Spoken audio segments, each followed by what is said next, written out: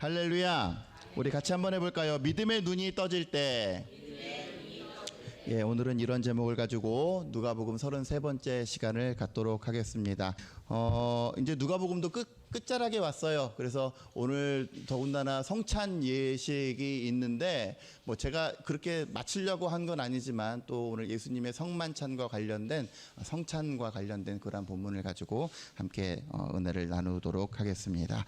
13절 이하를 보세요. 그날에 그들 중 둘이 예루살렘에서 25리 되는 엠마오라 하는 마을로 갔다. 그들이라고 하는 것은 예수님의 제자들을 의미하는데, 우리가 말하는 예수님의 제자는 예수의 사도, 제자들 12사도만 예수님의 제자다라고 이렇게 알고 있는 사람들이 많이 있습니다. 그렇지 않죠. 예수님의 제자는 12사도들 뿐만 아니라 그들과 공식적으로는 함께하지 않았지만 음으로 양으로 예수님과 함께하고 예수님을 수행했던 많은 사람들이 있었습니다. 그래서 고린도전서에 보면 일시에 500여 형제에게 보였다라고 하는 것으로 미루어 봤을 때 한 그 정도의 많은 사람들이 예수를 이렇게 따랐던 그러한 정황을 우리가 살펴볼 수가 있습니다. 그래서 그들 중 둘이라고 하는 거는 이 많은 사람들, 그 12제자가 아니라 많은 기타 등등의 제자들 중에 예루살렘에서 예수 십자가의 사건을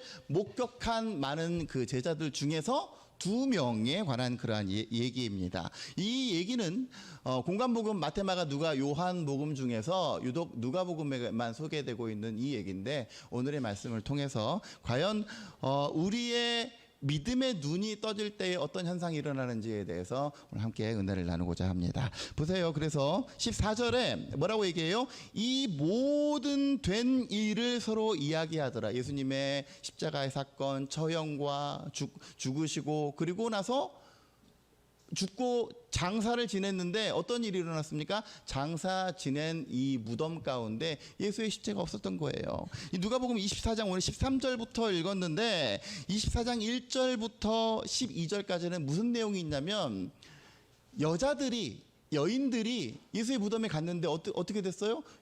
예수님께서 여기 계시지 아니하셨다라고 하는 천사의 고지를 듣고 이것이 어떻게 된 것이냐라고 하면서 굉장히 지금 뒤숭숭해진 그러한 상태가 바로 이 상태예요. 그래서 14절에 이 모든 된 일을 서로 이야기했다라고 하는 건 예수님께서 죽으시고 예수님께서 장사를 지내신 바 되셨는데 그러고 나서 그 시체의 행적이 묘연해진 그러한 상태를 의미합니다. 15절, 그들이 서로 이야기하며 문의할 때에, 다른 성경에 보니까 서로 토론할 때에 이렇게 했어요. 공동 번역에서는 이것을 가지고 서로 왈가왈부, 이것이 이렇게 된 것이다 아니다라고 별 이성적으로 여러 가지 것들을 다 조합하고 생각하고 하지 않았겠습니까? 예수 십자가의 사건에 대해서 나는 이렇게 생각하고 나는 저렇게 생각하고 이거에 대해서 막 이야기를 하고 있는데, 마침 예수께서 가까이 이르러 그들과 동행하셨다. 여기서 말하는 예수님은 누구예요? 부활하신 예수님. 부활하신 예수님께서 이들과 함께 하셨는데, 16절, 그들의 눈이 가리어져서 그인 줄 알아보지 못했다. 이것이 중요합니다. 이들은 예수님의 제자들이었고 예수님의 얼굴을 아는 사람들이었고 예수님을 마음으로 전적으로 믿었던 사람들이 이 두 제자들이었어요. 그런데 그가 예수인지를 알아보지 못했다라고 하는 건 뭘 의미합니까? 이들의 눈은 예수님을 보았지만 이 사람이 예수님일 거라고는 꿈에도 생각을 하지 못하고 예수님을 예수님으로 인식을 하지 못한 거예요. 그래서 여기에서 말하는 눈은 우리의 시력, 우리 시각을 의미하는 것이 아니라 영적인 눈을 의미합니다. 예수님인지 인식하지 못하고 예수님인지 이렇게 판단하지 못하는 상태가 바로 이들의 눈이 가려져 있는 상태예요. 그래서 17절 무슨 일이 일어났어요? 예수께서 이르시되 길 가면서 서로 주고받고 하는 이가 무엇이냐 했더니 이 두 사람이 매우 슬픈 빛을 띠고 머물러 섰어요. 그 자리에 서가지고 이제 서서 이야기를 하는 거죠. 그 한 사람인 글로바라고 하는 사람이 이렇게 이야기를 합니다.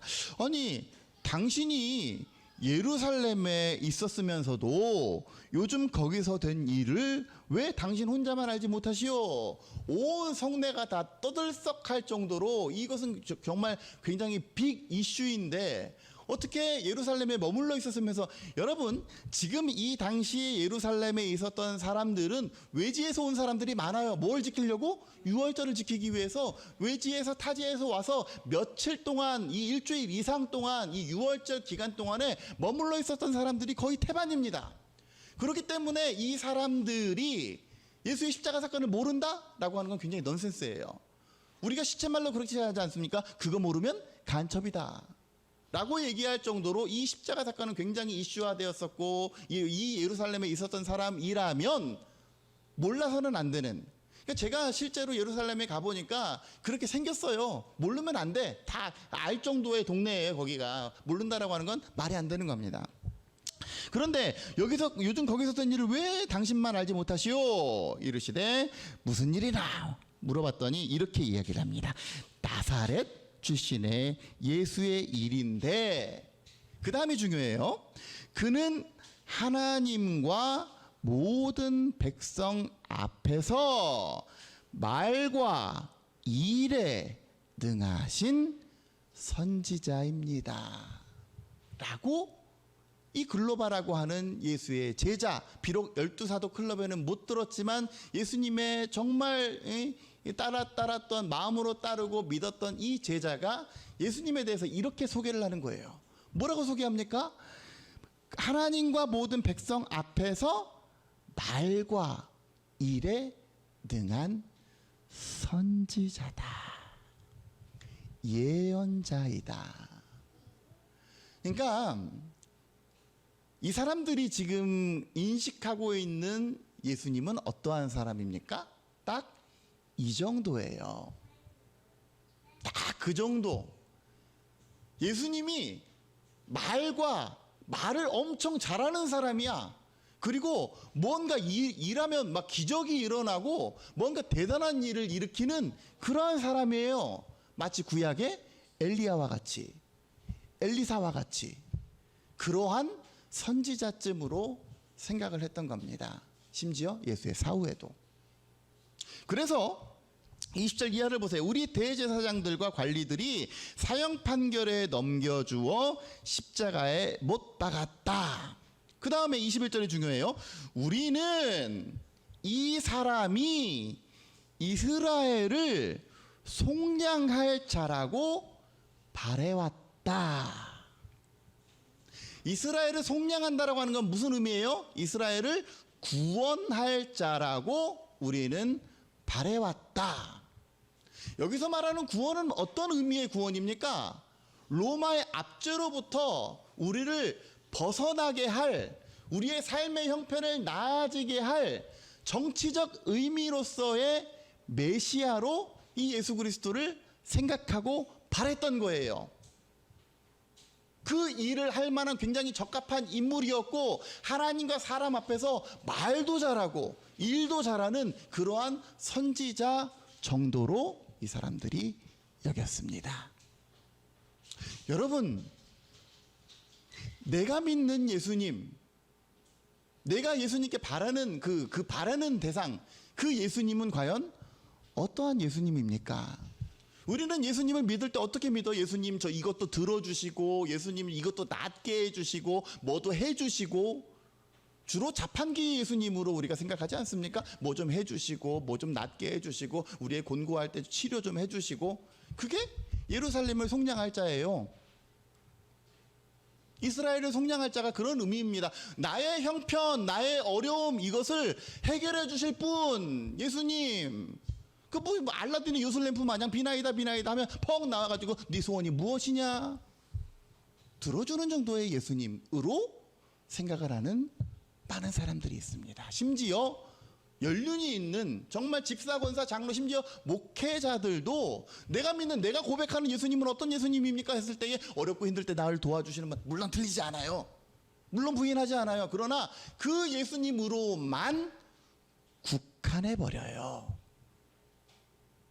하나님께서 이 땅 가운데 예수 그리스도를 보내주시고 예수 그리스도로 말미암아 구원을 완성시켰을 때에는 그 구원이라고 하는 개념은 이 땅 가운데서 잘 먹고 잘 사는 육적인 문제만 해결을 시켜주는, 그래서 나의 건강의 문제를 책임져 주시고 나의 경제적 문제를 그분께 의탁하고 그런 의미로서의 예수 그리스도가 아니라 나의 죄를 씻기는 예수의 피, 우리 가운데 영생을 허락하실 그 구원자로서의 메시아.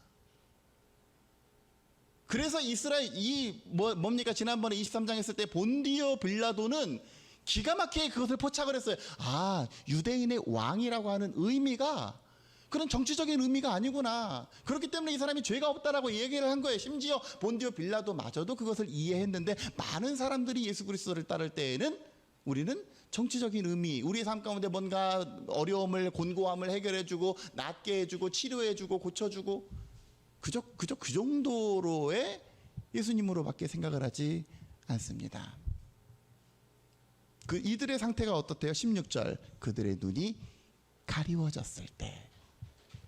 신앙생활 하면서도 여전히 우리의 눈이 가리워져서 예수 그리스도가 우리의 삶 가운데 분명히 동행하고 예수 그리스도의 은혜가 우리의 삶 가운데 여전히 역사함에도 불구하고 그것이 그리스도께서 동행하시는 것인지 임마누엘 하시는 것인지 깨닫지 못하고 알지 못하고 그저 우리 삶 가운데 내가 어떻게 하면 막 할까 전전긍긍하는 우리들의 인생, 그게 뭐예요? 눈이 가려진 상태입니다.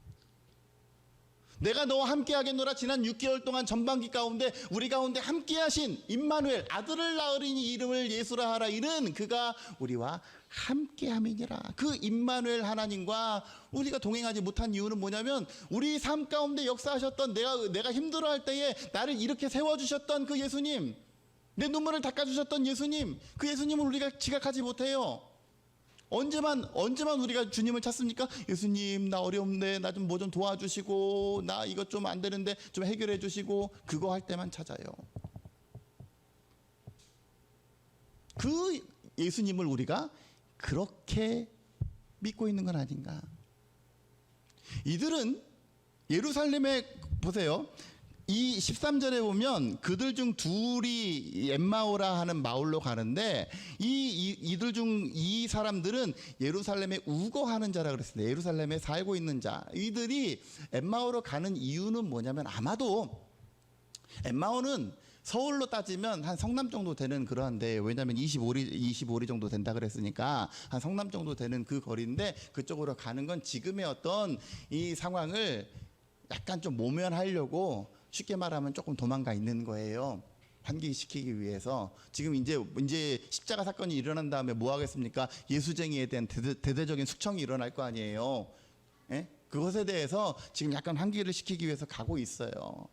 믿음이 연약해져 있는 상태에서 여전히 그들의 눈이 가려져서 예수가 그리스도인지를 알지 못하고 보지 못하는 이 상황 가운데 나누는 대화를 보면 이들의 믿음의 실체를 알 수가 있습니다. 뭐예요? 예수님은 딱 이 정도의 분. 내가 믿는 예수님은 딱 이 정도밖에 안 되는 분. 그것이 아니라 성경을 읽어보면 이 땅 가운데서 잘 먹고 잘 살고 뭐 이거 다 중요하겠지만, 그러나 성경이 말하는 구원은, 우리 가운데 메시아로 오신 예수님은 우리 가운데 뭐 좀 힘들 때 뭐 주고 뭐 하고, 그 예수님을 넘어서서 우리 영원히 죽을 수밖에 없는 우리들의 인생을 값없이 내어주심으로 말미암아 그 핏값으로 우리를 사셔서 우리를 구원시킨 속량의 구원자 되시는 그 예수님을 붙들고 나아가시기를 주의 이름으로 간절히 축원합니다. 계속해서 한번 보세요. 22절, 또한 우리 중에 어떤 여자들이 우리로 놀라게 했다, 놀라운 소식을 전해줬다. 막달라 마리아 일행을 말하는 거죠. 이는 그들이 새벽에 무덤에 갔는데 시체는 못 봤어. 그가 살아나셨다라고 하는 천사들의 나타남을 보았다. 이거 가지고 지금 옥신각신하는 거예요. 이게 사람이 죽었다 깨어나는 게 말이 돼? 어째? 뭐 이런 거죠. 24절 또 우리와 함께 한 자 중에 두어 사람이 무덤에 가 과연 여자들이 말한 바와 같음을 보았으나 예수는 보지 못하였다. 시체가 없어진 것을 보았는데 부활하신 예수 그리스도는 보지 못한 거예요. 25절 예수님 뭐라고 얘기합니까? 미련한 자들아, 그리고 선지자들의 말한 모든 것을 마음에 더디 믿는 자들아. 예수님께서 왜 이렇게 얘기를 했을까요? 성경에 예수님에 대한 이야기가 입체적으로 압축되어 있고 입체적으로 다 드러나 있는데 26절 그리스도가 이런 고난을 받고 자기의 영광에 들어가야 될 것이 선지자들의 입을 통해서 선포되었는데 사람들은 뭐만 본 거예요? 축복의 내용, 복된 거, 뭐 좋은 거, 그런 것만 보다 보니까 예수 그리스도에 대한, 메시아에 대한, 그가 고난을 받아야 되고 그가 찔림은 우리의 허물을 인함이고 그것은 귀에 들어오지 않은 거예요. 더디 믿는 거예요. 뭐만 보는 거예요? 오직 교회 다닐 때 얻는 이득, 축복, 이런 거. 미련하고 선지자들의 말한 모든 것들을 마음에 더디 믿는 우리들의 모습이라면 우리도 이러한 수준에 머물러 있게 됩니다. 바라기는 하나님의 말씀을 마음으로 믿어 의에 이르고 그 예수 그리스도를 입으로 시인하여 온전히 구원에 이르는 우리 모두가 되어지시기를 주의 이름으로 간절히 축원합니다. 27절 모세와 모든 선지자들로 시작하여 모든 성경에 쓴 바 자기에 관한 것, 예수 그리스도에 관한 것을 입체적으로 고난도 받아야 될 것이고 구원도 할 것이고 그 모든 내용들을 설명하셨다. 그랬더니 그러고 나서 이제 헤어지려고 그래서, 왜냐하면 그들은 엠마오에 도착을 했고 예수님은 어떻게 하나 보자 그러고 뭐 가려고 했던 모양이죠. 그랬더니 아이고 우리랑 같이 계십시다. 그래서 30절 이하부터 이제 소위 성만찬을 한 거예요. 쉽게 말하면 그들과 함께 음식 잡수실 때에 떡을 가지사 축사하시고 떼어 그들에게 주시니 그들의 눈이 밝아져. 여러분 세번역에서는 이것을 그들의 눈이 열려서라고 표현되어 있습니다. 열리다, 밝아지다, 이것은 내가 스스로 막 하는 게 아니죠. 내가 여는 게 아니죠. 열리게 된 거예요. 뭐를 통해서?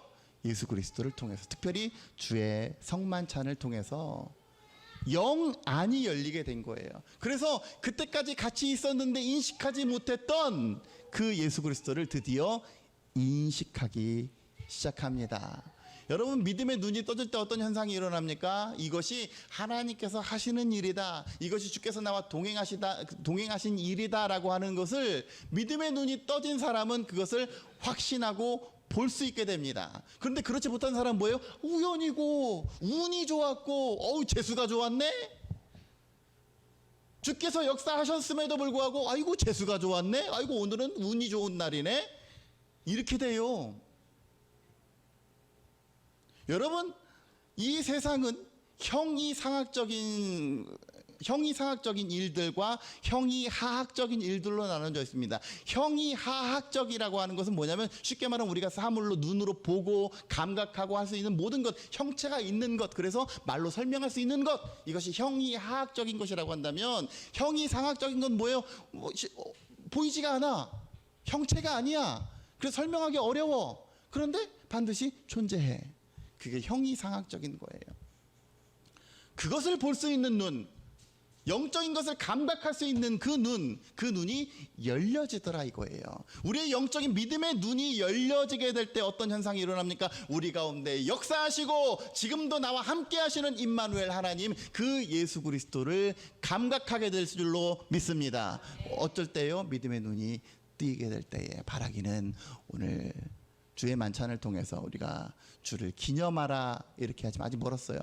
기념하라 이렇게 얘기를 하지만 주의 만찬을 통해서 나를 위해 그 핏값으로 우리를 구원하신 예수 그리스도를 통해서 우리의 믿음의 눈이 열려지게 되는 귀한 역사가 있게 되시기를 주의 이름으로 간절히 축원합니다. 성경에도 보면은요, 영안이 열린다, 믿음의 눈이 열렸을 때 어떤 사건이 일어나는지에 대해서 많은 믿음의 증언들이 있습니다. 한번 성경 한번 볼까요? 열왕기하 6장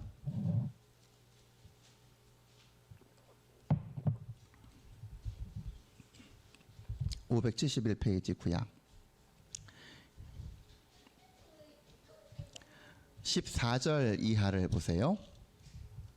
아람 군대가 시리아죠. 시리아의 군대가 북이스라엘을 압박했을 때 하나님의 사람 엘리사가 사환에게 이렇게 얘기를 합니다. 하나님의 사람의 사환이 일찍이 일어나서 보니까 군사와 말과 병거가 막 다 포위를 한 거예요. 그래서 그의 사환이 엘리사에게 말하되 죽겠습니다. 우리가 어떻게 해야 됩니까? 발 동동동동 굴는 거죠. 16절 대답하되 두려워하지 말라. 우리와 함께한 자가 그들과 함께한 자보다 많으니라. 왜 이렇게 얘기했을까요? 사환은 15절에서 뭘 본 거예요? 형이하학적인 지금 예루살렘을 에워싼 그 사람들, 그 군대를 보았어요. 눈으로. 어떤 눈으로? 이 육적인 눈으로 보았어요. 그런데 이 지금 엘리사는 뭘 본 거예요? 사람들이 보지 못하는 영적인 세계, 불말과 불병거가 있는 영적인 세계를 보았어요. 그래서 16절, 17절 기도하여 이르되 여호와여 원하건대 이 사환의 눈을 열어서 보게 하옵소서. 그랬더니 뭐가 보인 거예요? 여호와께서 청년의 눈을 여심해 그가 보니 불말과 불병거가 산에 가득하여 엘리사를 둘렀더라. 영안이 열리니까 나와 함께 하시는 하나님의 군대가 보이잖아요. 그런데 영안이 열리지 않을 때에는 어떠한 일이 일어납니까? 어떻게 합니까? 어떻게 합니까? 믿음의 눈이 열려지시기를 주의 이름으로 간절히 축원합니다. 반대의 경우도 있어요. 여러분 반대의 경우 이사야 한번 보세요. 오늘 시간이 많이 갔는데 이사야 6장 한번 보면 975페이지 예수님 하나님께서 이 백성을 향해서 누가 나를 위해서 갈꼬 그랬더니 이사야 선지자가 주님 내가 여기 있사오니 나를 보내주십시오 이렇게 자천합니다. 그러니까 9절에 보니까 이래요. 여호와께서 이르시되 가서 이 백성에게 이르기를 너희가 듣기는 들어도 깨닫지 못할 것이고 보기는 보아도 알지 못할 것이다. 이 백성의 마음을 둔하게 하며 그들의 귀가 막히고 그들의 눈이 감기게 해라. 이게 좀 이해가 안 되는 부분이죠. 지금 이사야한테 사역을 맡기는데 빨리 이 사람들의 눈이 뜨이게 해라 그래야 되는데 오히려 감기게 하라 그랬어요. 뭐냐면 지금에 있는 상황은 뭐냐면 지금 북이스라엘도 그렇고 남유다도 그렇고 지금 온갖 사방 팔방 가운데 지금 압박감이 오는 거예요. 이방 민족들 특별히 아람 군대라든지 아수르 군대라든지 그 당시에 패권을 차지했던 아수르의 군대가 지금 막 밀려오고 또 그리고 내전도 일어나고 막 지금 이런 상황인데 이러한 어려움과 이러한 풍파를 겪음에도 불구하고 사람들의 마음이 여전히 강팍한 거야. 여전히 나의 삶 가운데 일어나는 환란의 의미를 깨닫지 못하는 거예요. 하나님께서 그 어려움을 통해서 말씀하시고자 하는 바가 무엇인지 알지 못하는 거예요. 그러니까 여전히 하나님 앞에 예배가 그 모양이고 심지어 그 예배 자체를 부정하는 많은 사람들이 이 당시에 있었습니다. 그래서 이 이사야에게 하나님께서 말씀하신 그 사역의 내용이 뭐냐면 여전히 그들은 지금 들어도 듣지 못하는 거야. 사방팔방 가운데 이제 아우성 소리를 들어도 깨닫지 못해. 제가요 이 나라 대한민국이 아까 우리 이문숙 권사님도 그렇게 기도하셨지만 이 나라 대한민국이 뭐 좌우를 떠나서 굉장히 지금 막 정상이 아니야. 그리고 이 나라뿐만 아니라 우리 전 지구적으로 봐서도 여러분 지금 막 폭염 올해가 아마도 가장 더운 여름이 될 거라고 얘기를 하죠. 지구적으로도 이렇게 기후적으로도 문제가 있고 또 우리의 환경을 보면 윤리가 땅에 떨어지고 학교 교권도 땅에 떨어지고 교육이 다 뭉개되고 무너지고 우리 애가 아침에 주차장에서 이렇게 1층으로 올라가는데 거기 금연 이렇게 써져 있는데 버젓이 거기다가 담배를 막 뻑뻑뻑 피워놔가지고 오히려 담배 안 피는 사람들이 막 고통 겪고 그러고 다녀야 되는 그런 넌센스의 시대를 우리가 살고 있어요. 동성애가 물론 막 판을 치고 그러한 시대를 살고 있음에도 불구하고 우리가 하나님의 경고의 메시지를 여전히 듣지 못하는 거예요. 이러한 상황을 보는데 봄에도 불구하고 우리가 깨닫지 못하는 거예요. 보이지 않는 거예요. 보이지 않는 거. 그럴 때 지금 뭐라고 합니까? 이 백성의 마음을 오히려 더 둔하게 해라. 이 백성의 귀가 막히게 하고 눈이 오히려 감기게 해라. 이것이 이사야에게 주어진 사명이었어요. 왜? 하나님께서는 이들을 벌하실 때에 아주 홍군형이 나게, 혼이 쏙 빠지게. 여러분, 우리 뭐 자녀를 훈육을 하는 방식이 여러 가지가 있겠습니다만은 저는 그래요. 저는 뭔가 이 아이가 이것은 반드시 고쳐야 되겠다 생각을 할 때에는 어설프게 혼 안 냅니다. 눈물이 쏙 빠지고 콩꾸녕을 내. 그래 다시는 안 해. 다시는 그냥 어설프게 너 그거 하지 마, 그거 하지 마. 그럼 또 해. 그 다음에 하나님의 지금 이스라엘을 향한 훈육의 방식이 그거예요. 오히려 어설프게 깨달아서 주님 저 잘못했어요 하지 않게 그냥 아예 먼 상태로 내버려 두어라. 혼꾸녕을 내서 어떻게 해요? 그 중에 다 떠나가고 다 황폐해지고 13절 10분의 1이 여기에 남아있을 거 다 포로로 끌려가고 오직 10%만 남아있을 것이나 그들도 나중에 쪼개짐을 당하리라. 그러나 밤나무와 상수리나무가 배임을 당할지라도 그 그루터기는 남아있을 것인데 거룩한 씨가 이 땅의 그루터기다. 뭘 의미합니까? 여러분, 제가 우리 성도들의 삶을 보면